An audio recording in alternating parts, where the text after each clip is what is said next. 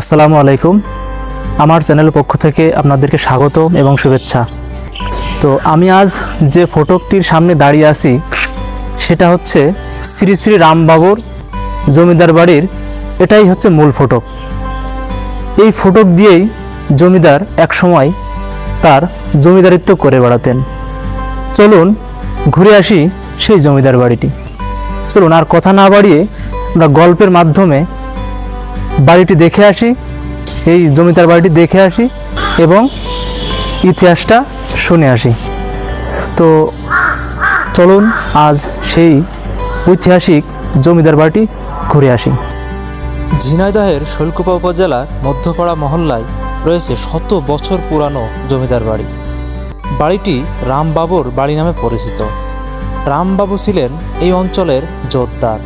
তিনি নলডাঙ্গা জমিদারিতে কাজ করতেন। অবসর নেওয়ার পর 5 ভাইকে নিয়ে তিনি এই ভবনটি তৈরি করেন।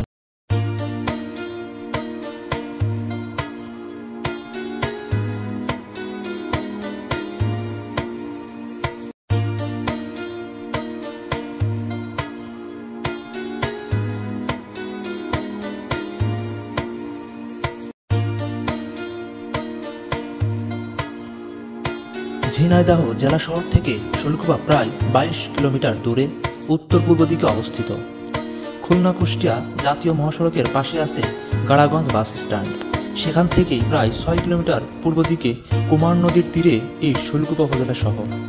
ঝিনাইদহ শহর থেকে বাস স্ট্যান্ড বা উপযুক্ত যাত্রাপথ থেকে জাতীয় মহাসড়কে যেয়ে গাড়াগঞ্জ বাস স্ট্যান্ড হয়ে বের হতে হবে।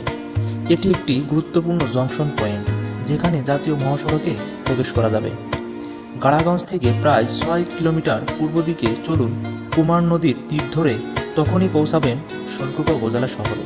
ট্রাফিক এবং রাস্তাঘাটের অবস্থা অনুসারে সাধারণত 30 থেকে 45 মিনিট লাগতে পারে ঝিনাইদহ শহর থেকে শৈলকুপা যেতে। শৈলকুপা উপজেলা শহর থেকে উত্তর দিকের রাস্তা ধরে চলে যেতে হবে শৈলকুপা শাহী মসজিদের দিকে। কিছুদূর আসলেই হাতের বামে চোখে পড়বে সেই সুন্দর শাহী মসজিদটি। শাহী মসজিদ পার হলেই 1 থেকে 1.5 কিলোমিটার রাস্তা পার হলেই খুঁজে পাবেন সেই রামবাবু জমিদার বাড়িটি।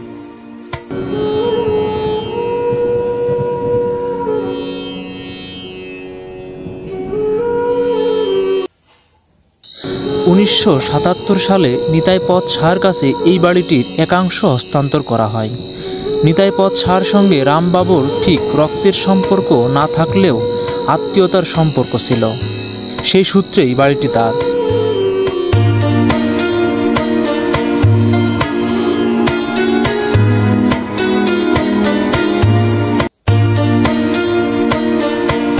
বাড়িটির আগের মতো সৌন্দর্য নেই।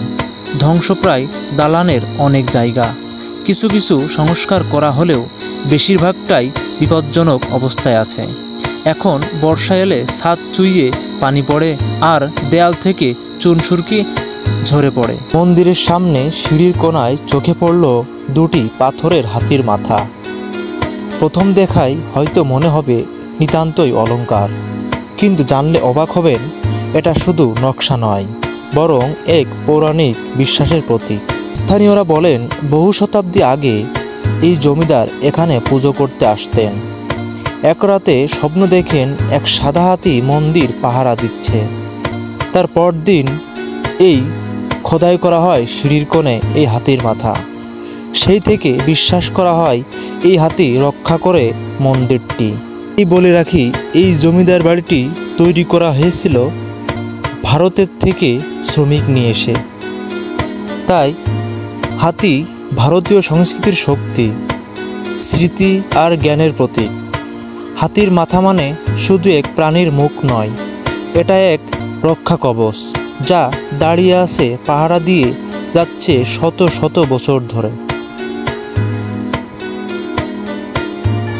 তাহলে এটা কতশো বছর আগের কাকা? এটা বললাম 110 বছর।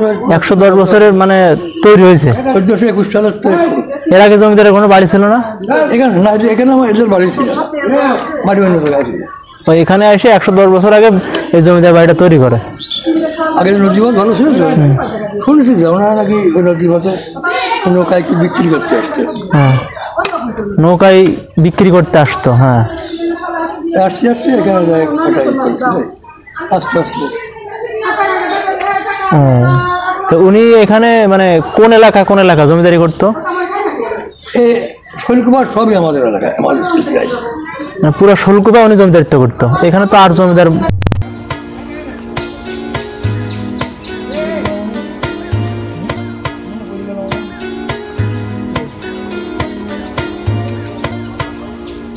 প্রায় 1 একর 36 শতক জমির ওপরে এই বাড়িটিতে বসবাস করছে 6টি হিন্দু পরিবার। বাড়িটির স্থাপনার কাজ শুরু হয় 1914 সাল থেকে। 4 বছর পরে সে কাজ শেষ হয়। বাড়িটি ইট, লোহা, পাথর ও চুন সুড়কি দিয়ে গড়া। 40 ইঞ্চি প্লার ও 20 থেকে 25 ইঞ্চি মোটা দেয়ালের ওপর এই দোতলা বাড়িটি দাঁড়িয়ে আছে। বাড়িটিতে 35টি কক্ষ আছে, কিন্তু মাত্র 16টি কক্ষেই তাদের বসবাস। বাদবাকি কক্ষগুলো ব্যবহারের অনুপযোগী। ফটক পার হলেই 4টি বিশাল পুকুর এবং দক্ষিণ পাশ দিয়ে বয়ে গেছে কুমার নদী।